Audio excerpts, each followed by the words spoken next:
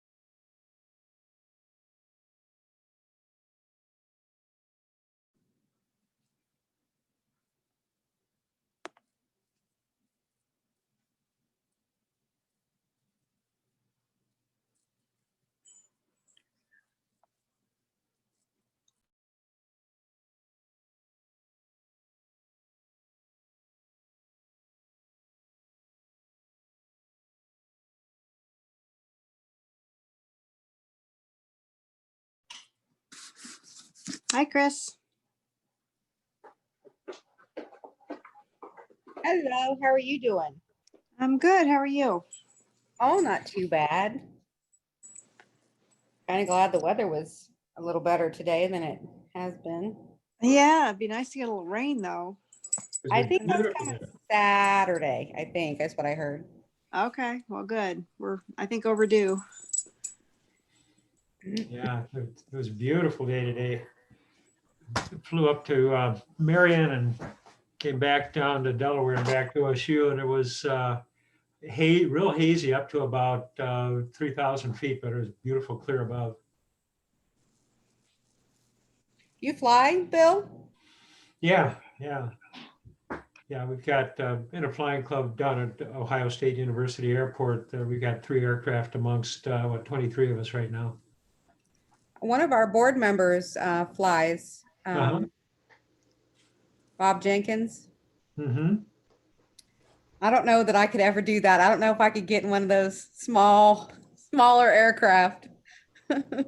It's a lot of fun. Yeah. Oh. My dad was in one once. He told me about it, way back when I was younger. Uh-huh. And he's like, it's not bad. Of course, nothing bothers him, but he's like, it's different than, your commercial. Oh yeah, we just upgraded the Cessna 182, which is what I was flying today, with what we call a glass panel, which is essentially modern avionics, and it does look like what an airline pilot would see as far as the electronic displays. It's pretty amazing, but it's a little overwhelming to try to get to learn it. Oh yeah. But it's really amazing what it'll do for you. There's a small club airport up here near where I live, up near Mount Vernon, just south of Centerburg, or what direction that is, just on the Delaware side of Centerburg. And I watched, as I was coming home the other day, I watched a plane land there. Mhm. It just puts me in awe. Ah, When I yeah. watch those planes come in, I'm always nervous about that. I don't know why. It's well, yeah, it's exciting. Even pilots that got a lot of hours at landing is still an exciting thing. Yeah. You know, Oh, I don't know. it's a little more exciting than takeoffs, and you do try to do those things in pairs. The landings and the takeoffs, you kind of want to keep those even. Yeah. Yeah. That would be good. Mhm. I remember, I don't know, probably 15, 20 years ago, we had a contractor at DelCo that he had a small plane and would fly quite a Mhm. bit. He took our general manager with him somewhere. They were going to an equipment show somewhere, and I don't know, they got a jar full of candy of some sort, and they Uh, opened it up there, and then something about the air pressure, right? yeah. When you close it again, they could never open it again. It like sealed shut. Yeah. It's Um, funny. It's funny. Yeah, if when you fly commercial, they pressurize the cabin, but they don't pressurize it to sea level, or they don't pressurize it to necessarily the level of the airport you're taking off from. So if you have a bottle of water and seal it, then if you have it open at altitude and you seal it up and then you land, you'll see that it's kind of squished down. yeah, So yeah. It's I don't know. I don't know if I could ever climb in one, to be honest. I get a little nervous flying anyways, but yeah, I don't know about one of them smaller ones. that sounds like a challenge. I think I got to tuck into it. Yeah. I've been in a helicopter once. That was fairly intimidating. Yeah. I don't know about that. We talked about doing that when we went out to Vegas. We talked about doing one of those helicopter tours over the Grand Canyon, and I was like, yeah, I don't know about that. I think I might have to pass. Yeah, you feel pretty vulnerable. Yeah. Yeah. There are a lot of moving parts in one of those. Yeah. Well, you hope they're moving. Yeah. Right. But you don't feel like there's much distance between you and what's underneath you, which is a lot of gap of air and then a long drop. Perry Mason, he's up on business from Los Angeles. We're being caught all day. We're trying to contact the secretary. Tell her I called and set up an appointment. It's late for this evening. So, 8 o'clock. yeah, there was a helicopter landing at the hospital up at, I think a hospital at Delaware today when we were coming in for a landing there. So had to watch out for him. Yeah. I don't know. Maybe one of these days I'll get nerve. One of the really, really neat things that they have now that they didn't have up until about 3-4 years ago is what they call ADS-B, which is a way that you can see other traffic graphically on your panel, or like we have it, will actually Bluetooth to your iPad. So you have the iPad mounted in the cockpit, and you can actually see where other aircraft are. And it's better than radar because it gives the direction, and it gives the altitude above or below you, and it gives a little line out in front that says where they're going to be in 2 minutes. And it's wonderful for being able to see where other aircraft are. And it's amazing how many planes you know are out there from that, and you can't see them. I always wondered about that with you guys, if you could actually see them or knew or anything, but I mean, I didn't figure you could. Yeah, well, this is fairly new, that really gives you that situational awareness. You always, whenever you're in visual flight conditions, you're always responsible to see and avoid other aircraft. And there are different ways that you do your scan to give yourself the best opportunity to see them, but they're hard to see. And to a great extent, you're relying on it just being a really big sky. Yeah. But if you're talking to like Columbus Approach, you can, even if you're on visual flight rules and you're not on an instrument flight plan, you can ask them for flight following, and they will alert you based on their radar if there's traffic that might be a factor for you. Yeah, I always wondered about that, how you guys kind of navigated that. I mean, obviously the sky's great, big, huge, but there's still, I mean, you guys still have traffic. I always wondered how you guys manage that.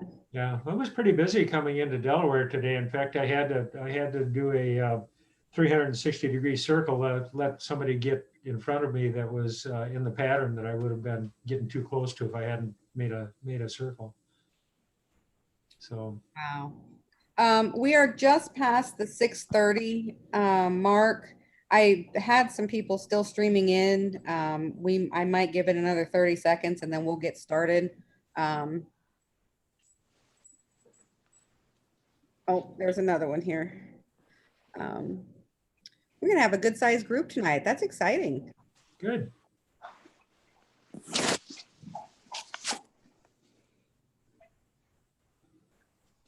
Hey, Chris, this is Glenn. I'm on. I can let people in that are in the lobby. So. Oh, okay. Worry Thank you. about that. I can, I think we'll hit it. We'll go ahead and get started if you'll manage that. I may need to ask the folks that aren't speaking to go ahead and mute your microphone so we don't get the feedback. If you have a question, go ahead and unmute and ask away. But in the interim, please keep your microphones muted. We do get feedback from time to time.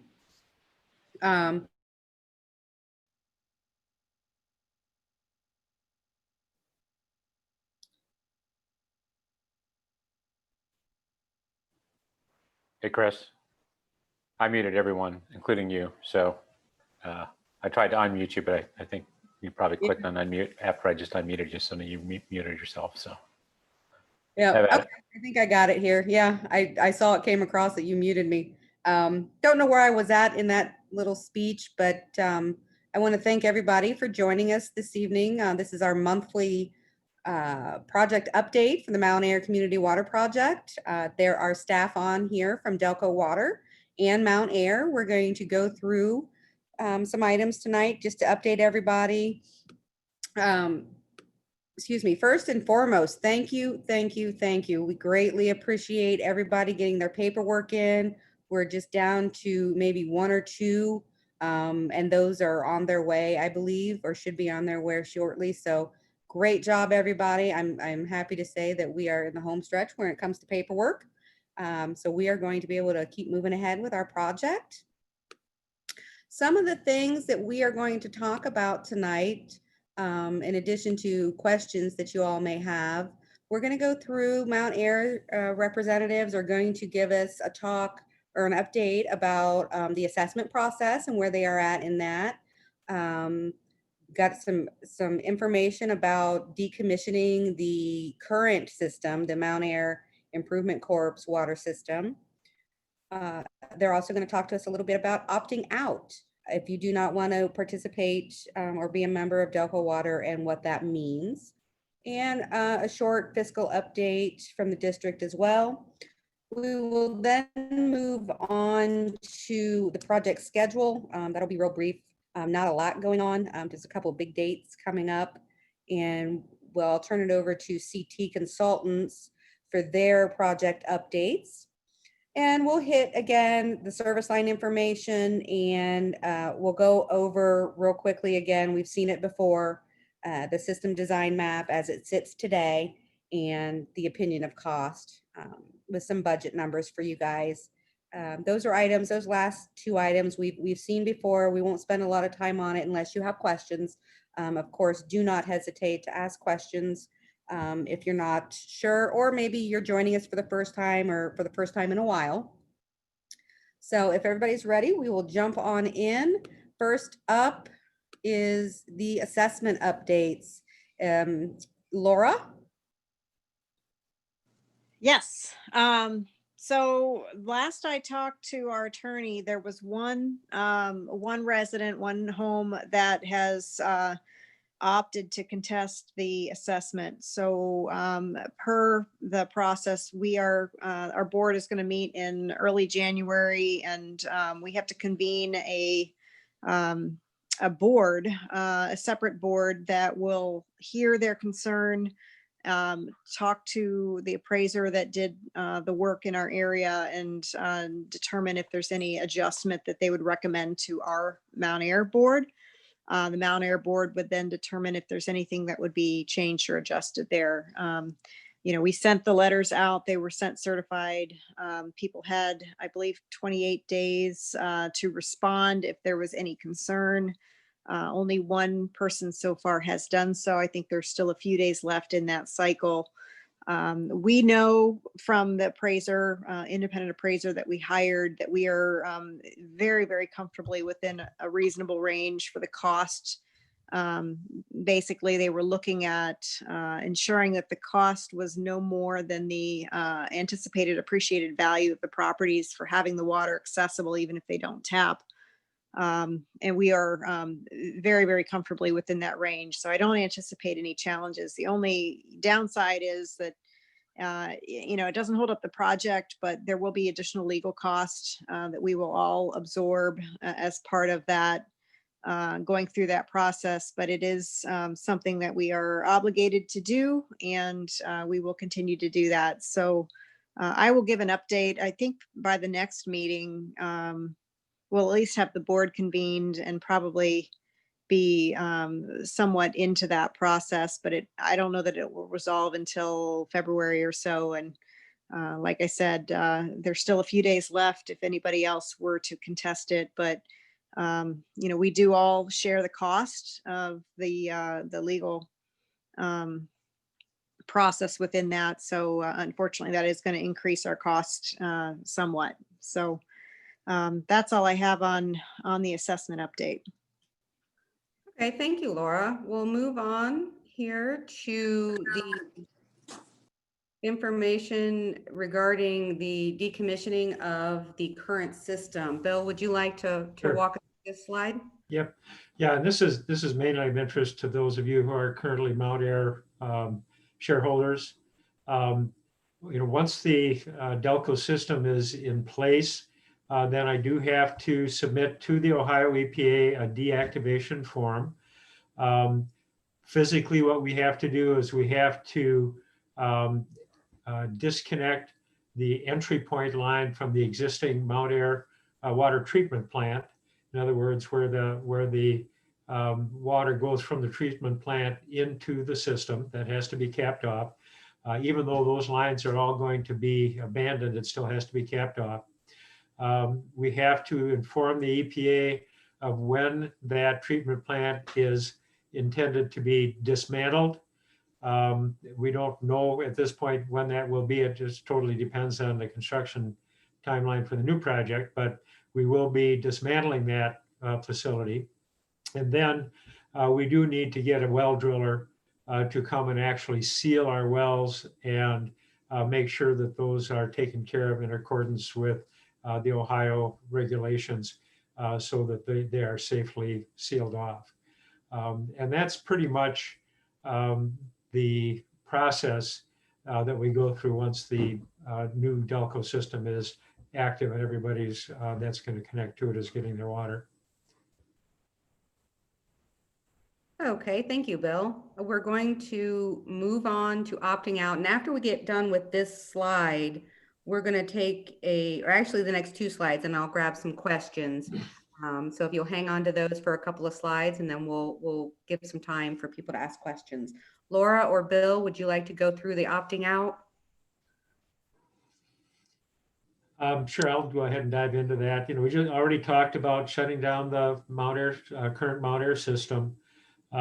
If a property does not decide to connect to DelCo and opts out of the project, they will need to provide for some kind of alternative water source since the Mount Air improvement system is going to be shut down. If in fact somebody chooses to go on a private well that doesn't already have one, they probably need to get the process going right now because there are permits required, and there certainly are requirements for siting the well in a place that is safe from contamination, primarily septic systems. The properties that don't connect to the system will still be assessed for the project, and unless they're in the city of Columbus, but those properties that are in the city of Columbus that do connect have agreed for a voluntary assessment. Just the water district does not have authority to assess properties that are city of Columbus, just the unincorporated parts of Sharon Township. But the assessment will still be levied on properties that have a home. We're not assessing vacant lots. We're just assessing if there is a home. And the principle there is that whether or not a property connects, the increase of value in that property is still a benefit to that homeowner that they do need to pay for, because whenever they choose to connect in the future, or whoever that property might get sold to chooses to connect, will get the benefit of that project, and they need to have paid for it. So if somebody does decide now not to connect now, but at a future date does decide that they want to connect, then they will need to pay a DelCo tap fee, which for those that are connecting now is going to be amortized over the life of the project, which is 30 years, or I'm sorry, the financing of the project, which is 30 years, interest-free. But somebody that connects later has to pay that $5,600, I think, tap fee upfront. That's got to be out of pocket. That's not going to get financed over 30 years. Also, everybody that is connecting now will be paying a certain amount of surcharge on their water bills to cover the excess that the project costs beyond what the assessment is covering. The assessment is going to cover $1.2 million. Any excess cost of the system beyond that is going to be financed by DelCo and collected by them in a surcharge on the water bill over the next 30 years. So anybody that connects later has to pay all of that accumulated surcharge upfront up to the point where they connect, and then they'll pay surcharge going forward. And then if it's a property that's in the city of Columbus that decides to connect later, they would have to pay the full amount of the assessment as well. So that's, there is an option to opt out. We think there's huge benefit of opting in and all kinds of reasons that it makes sense to opt in now versus waiting or not connecting. Right. And the full amount of assessment for the city of Columbus properties would be upfront, or they'd have to figure out how to finance it. We cannot offer the 0% interest 30-year financing terms that the other district members are getting now, because we, once we set the assessments, we can't change those over time. So that those properties will have to come up with the $16,000 upfront. Yeah, normally if it's a new build or something like that, that's not typically a problem because they would roll that into their mortgage. Oh, and since I mentioned the word new build, one of the things that is part of the project is that if in fact anyone were to connect off of this infrastructure that we're building, even though it's not part of it now, they would have to pay their fair share of what this infrastructure cost also. And that additional amount coming in is not going to offset the assessment for the initial homes that are opting in, but it will offset the surcharges. So that will allow us to pay that down in a way that the early adopters of this project are going to benefit.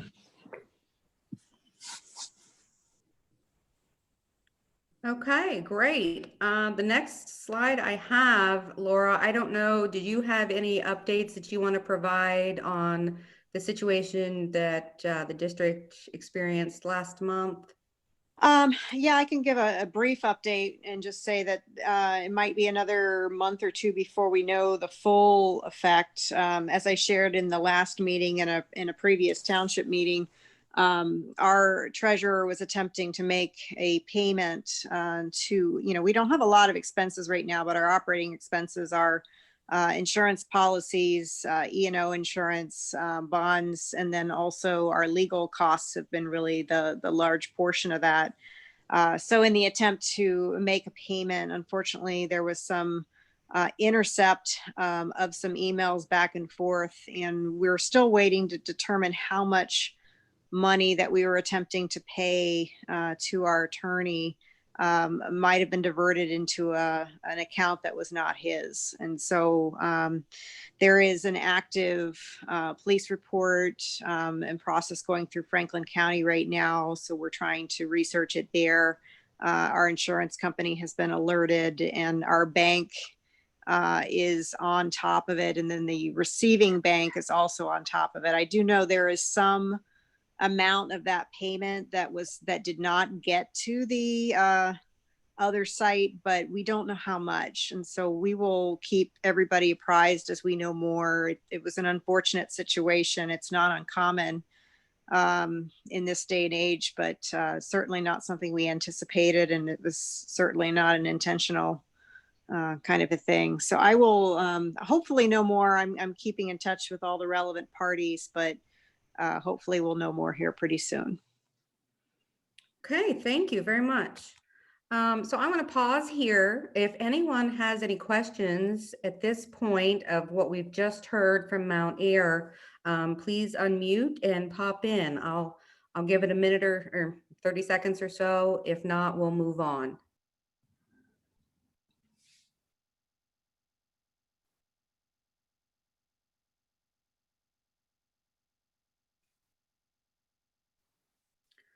Okay, not hearing anything. If you were speaking, you were muted and I did not hear you. I'll give you another second or two to pop in. All right, let's hit project schedule. Not a lot here. 1st of December, actually tomorrow, I believe the bid request will be published. It was supposed to be today. There were some timing issues with the newspaper that will officially go out tomorrow. And we will open those bids January 8th. We have set up a Zoom meeting for public opening of and reading of the amounts of those bids. That'll happen on January 8th.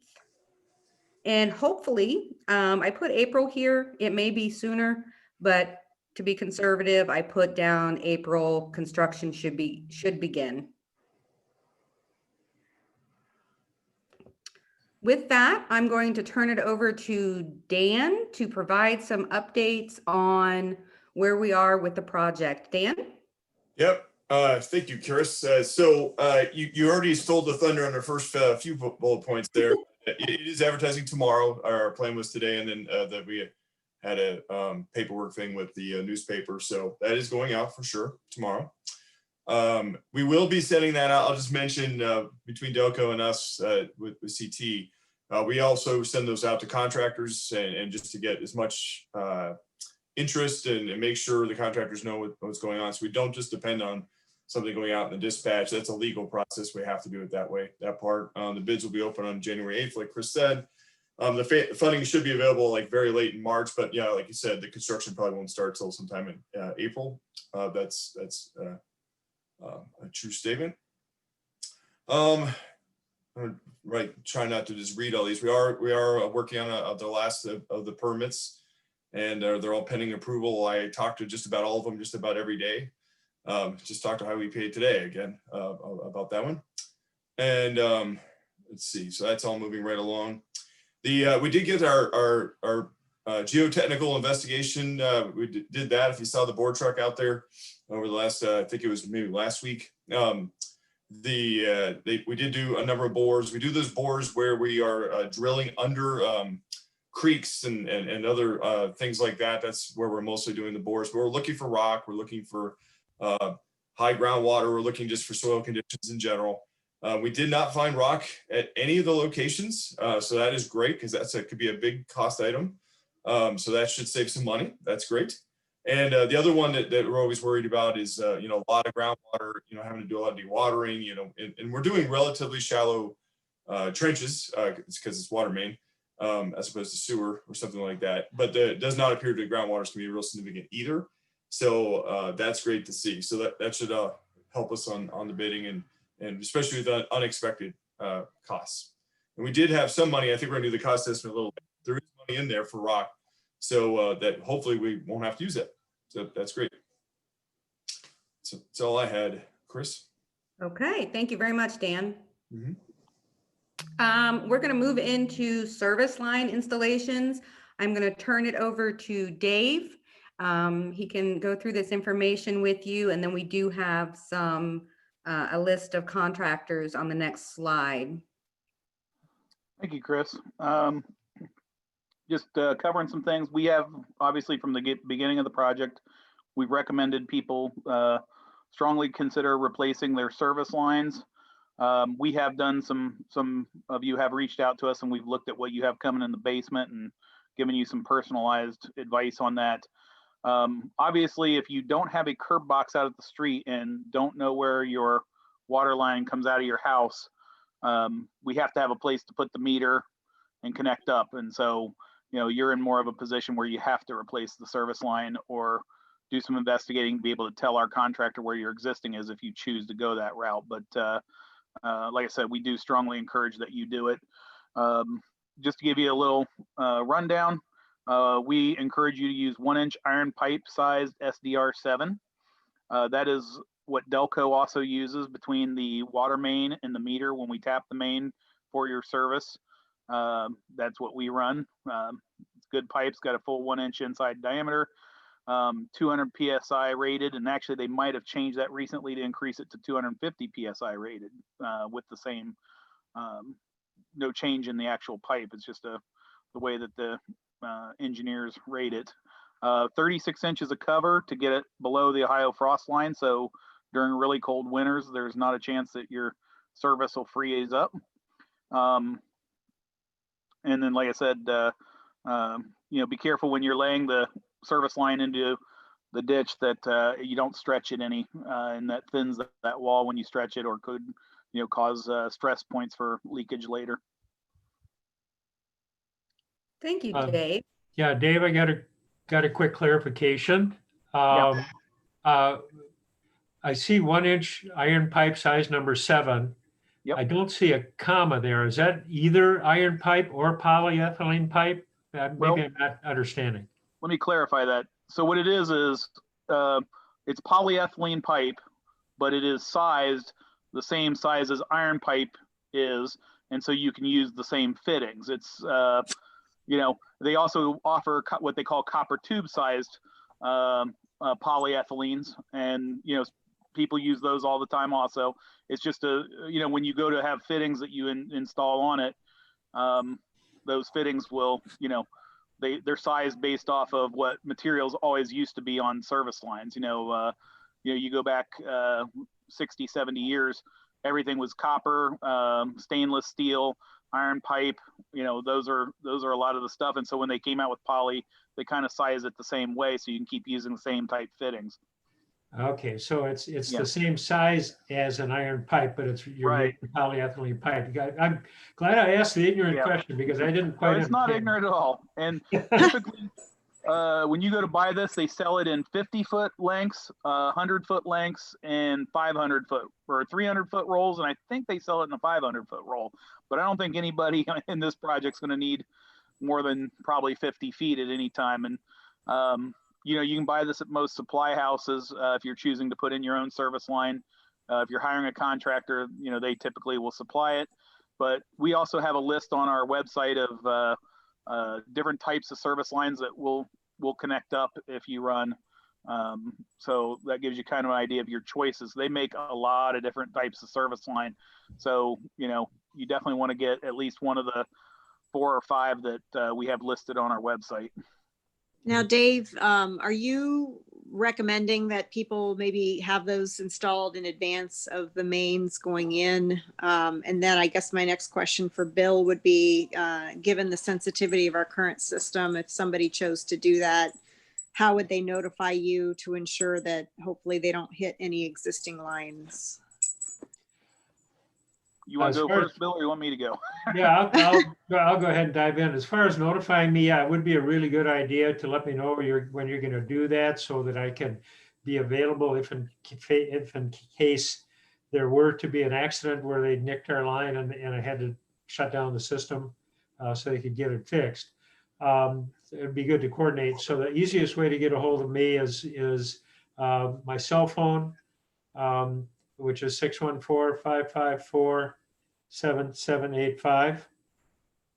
Or those of you that are on the Mount Air system are getting emails from me fairly quickly, but those of you that are not, or fairly frequently, those of you that are not, it's just bill@metaoh.org. So bill@metaoh.org.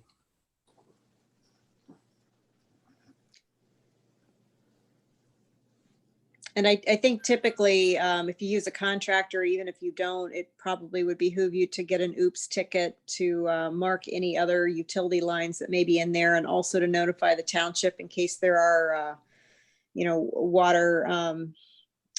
water pipes or anything under there that are more draining, less providing. But and then Dave, I think you had said you would be available to help show people where the meters would go, so they actually line them up with where you're planning to put Absolutely. the meters.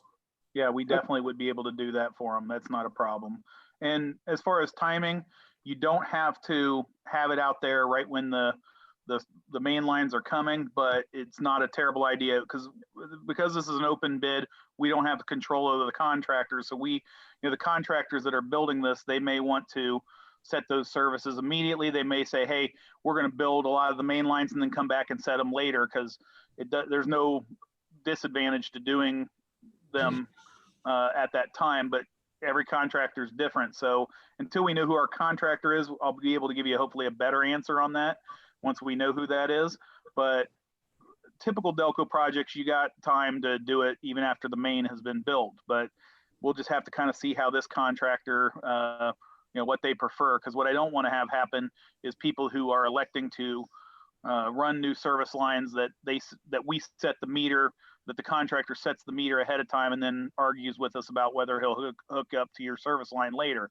I know if your service line is out, there's no reason that they shouldn't grab your end and tie it right into the meter setter as they're going. It saves a fitting in between your house and the meter, which is always a point of failure in the future. Less fittings is better. And also it saves you the hassle of having to make that connection or have us arguing with the contractor about whether they got to come back and do it. So, we'll have to see what the contractor says, but I think you got some time, but I'll know for sure once we talk to the contractor.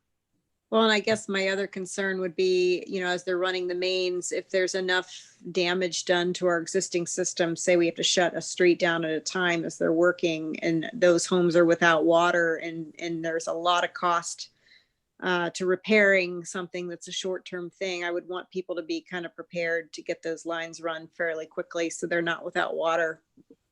Absolutely. The the sooner you get hooked onto the newer system, the better off you're going to be as far as disruptions to your water service. Unfortunately, as we build, and I'm hoping that the contractor is on board with us from starting at the north end, working our way south, because of course that's also the source of the water, and that way we can fill lines, flush them, and get people hooked to them as we move south. That also means that people that are more towards the south and to the east, they're more likely to have service disruptions, because the existing system, nobody knows 100% where it is. In certain cases we know roughly where it is, but nobody knows for a fact where it is. And so I anticipate there's going to be some stretches where you're having disruptions to your water service. So the sooner you can get on the new system, obviously, the better off you're going to be in terms of having consistent water. Yeah, there are a Right. couple of places where the new line is going to be running pretty close to our existing line, and that there's a pretty high risk of getting it nicked. Just one real quickly, the one contract, or the contract that I had talked to that I think I'm going to have do ours, said that what he would do is punch through the wall at the house and put a new connection in the house and bring the line under the 3 feet underneath.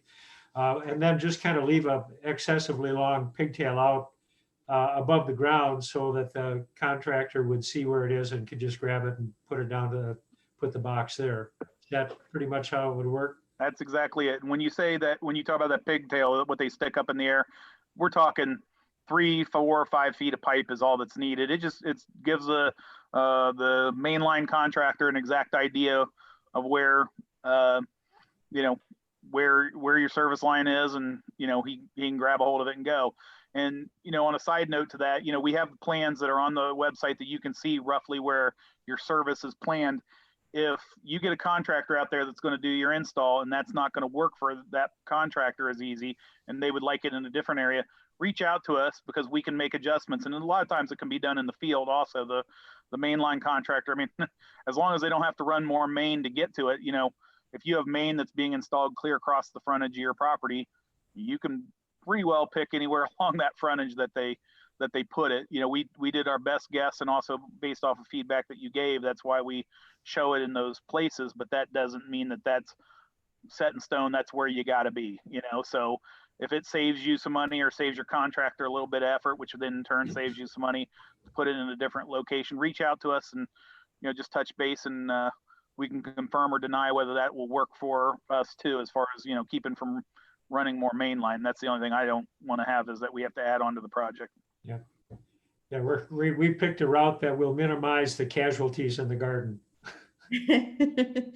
Absolutely. So here's a list that we have. These are plumbers that have dropped their cards off over the years. Most of them are Delaware County. Some of them are Knox County plumbers. Some of them, they may not come clear this far south, but I think they would. And DelCo doesn't recommend any particular one, but these are ones that I am very familiar with that have worked on our system for various customers before. And it's not limited to this. If you have a plumber or a contractor that you're used to dealing with, or you want to do it yourself, you're more than welcome to also.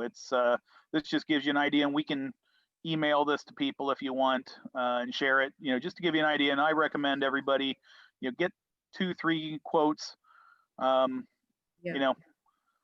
Do your research on your contractors just like you would any other house project. Make sure you're picking a good contractor that's giving you a good price and is going to do you a good job. You're going to do this once in your life probably, and so make it count. Yeah, I would agree. This is certainly not an all-inclusive list of all the contractors and plumbers out there. Certainly, if you have one that you're more comfortable with, like Dave said, go ahead and hit them up. And it was really important point that Dave made. Get a couple of quotes. Over the years, for different jobs, I've seen different contractors or plumbers be miles apart on their pricing for whatever reason, and I don't know what those reasons are. But just make sure you get a couple of different quotes, so that you're getting a good value for the job that they're doing. Again, we can send this list out to anybody. Just shoot us an email or give us a call. It will also be in the video recorded this evening. So that will be on the Mount Air Water District's website once it's been downloaded and sent over to them. So it will be available to you in a couple of different places. So don't feel like you have to, pick some off of here and write all the information down tonight. I'm going to pause here for a moment before we move on to the next set of slides. The next set of slides are things that we've gone over several times before in the other update meetings. I want to pause here and take any questions if there are any at this point.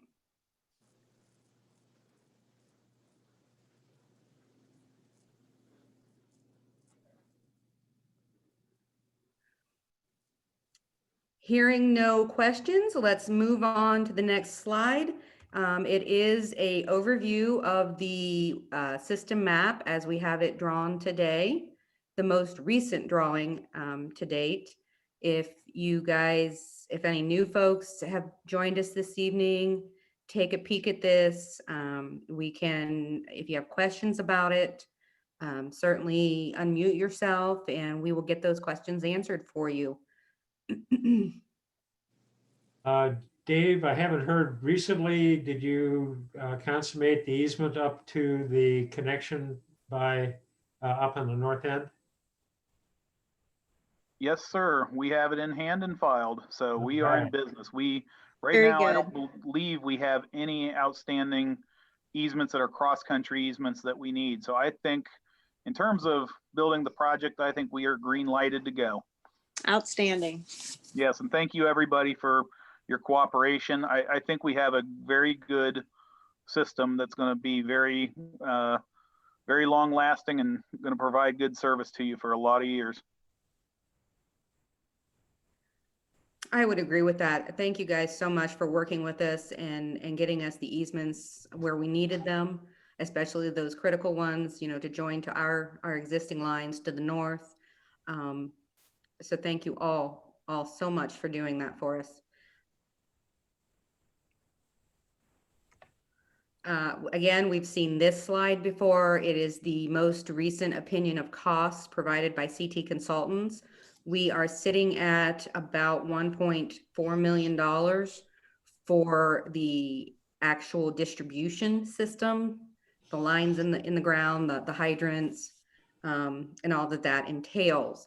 Now, that does not mean that this is the final cost of the system. We won't know a more accurate cost until we get those bids in and get them opened. And then of course, that'll be closer to the final cost, but there may be some change orders that happen throughout the build, especially around the question of rock. We didn't see any, like CT mentioned earlier, in their sample sites. Hopefully that maintains throughout the system build. So again, we'll have a clearer picture of the cost once those bids come in. And then as the system is built out, we'll refine those numbers until we finally get to the final payment or final invoice from the contractor. We'll know at the end of the construction. Are there any questions about what we just talked about before I moved into a little more detail of project cost and kind of a cost breakdown?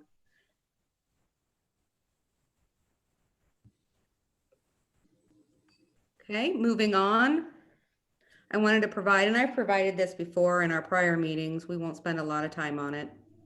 Right now, this is the breakdown of the project cost currently, our engineering costs, DelCo loans. Right now, we're sitting at 1.5, a little over 1.5 million for our estimated project costs with that distribution system opinion of cost in there. The assessment revenue, the money that we're going to get from the assessment is only $1.2 million. That's the ceiling for that assessment amount. That's still, based on these estimated numbers, we're still leaving about $380,000 of costs that aren't going to be covered. So that's going to be billed out in your DelCo water bill, along with your water usage and your tap fee. At that final number, it will depend. Right now, we're estimating the overages to cost about $14 a month, in addition to the $15 tap fee surcharge each month.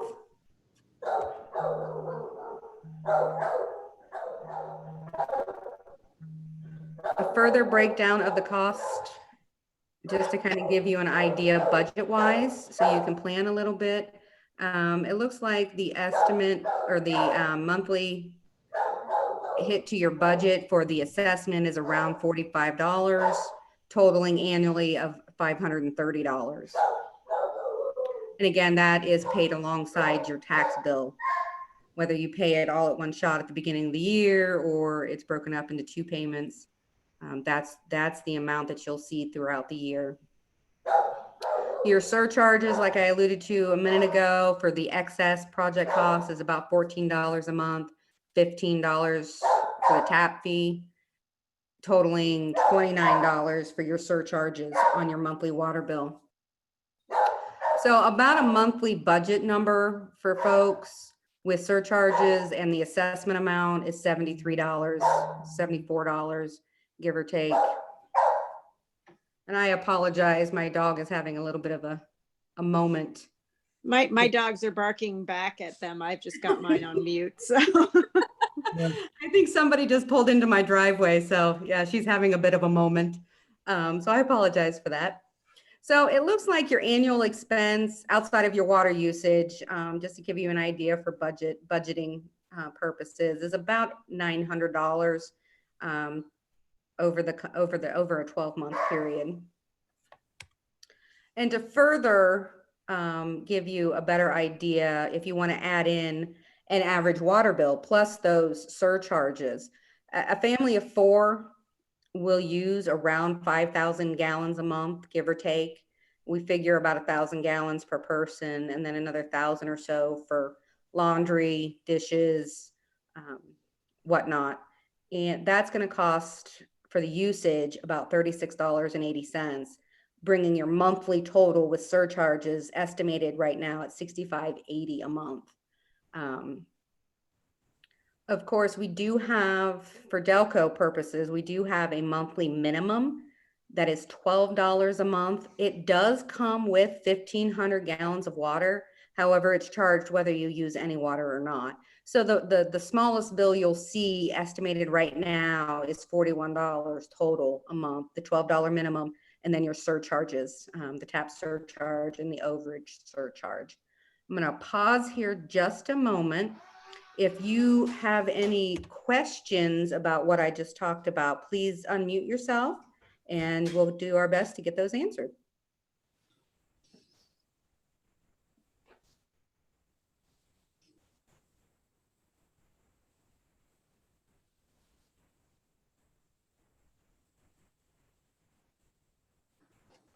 Okay, I'm not hearing any questions. We are at the end of our formal presentation. I do have contact information up here on the screen. If you need any assistance or have any questions, please reach out to us at any of those email addresses, and we will either answer you directly or get you routed to the person that can answer those questions for you. With that, I'm going to say thank you to Laura and Bill for joining us this evening and providing an update. Dave as well, and Dan, thank you so much for joining us and providing us with some great information. We'll ask one final time if there are any questions before we sign off. Not a question, but I do want to let people know that there is information on the 2 websites, the mountairwaterdistrict.org and the mtairwater.com websites, and my contact information is on both of those as well. And thanks again to DelCo, Chris, Glenn, Dave. You guys have been so great to work with, and certainly CT Consultants. It's been a real professional job all the way through. I appreciate all of your help. Oh, you're very welcome. Thank you for saying so.